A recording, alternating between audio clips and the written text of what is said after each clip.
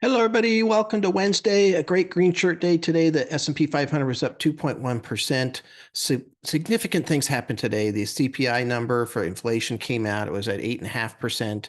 It was expected to be at 8.7, so that was good. Last month it was at 9.1, so it's a pretty good drop. If we look at core inflation, where you take out food and energy, last month it was at 5.9. They thought it would go up to 6. It actually stayed at 5.9.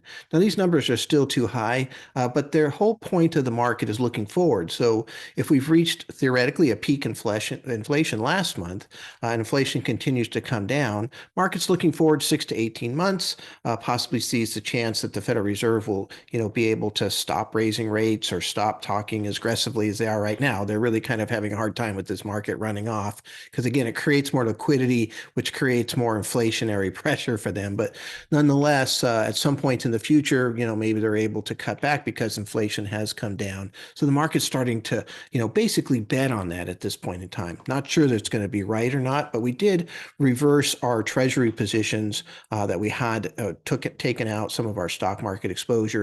We put it back to our full exposure, or normal exposure, actually, over time.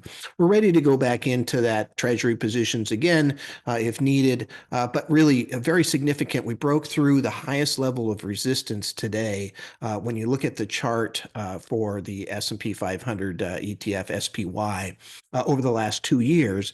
So once you get through resistance, it becomes support. So if it drops back down, hopefully some buyers will come in and keep it up there and maybe run it back up. There's also a pretty nice little gap right now where the market can run without as much resistance for a while, up to about 4,300. Also, the 200-day moving average looks like it's coming down to about that level. And the trend line across the top of this downturn is about the same place. They're all converging in the same area.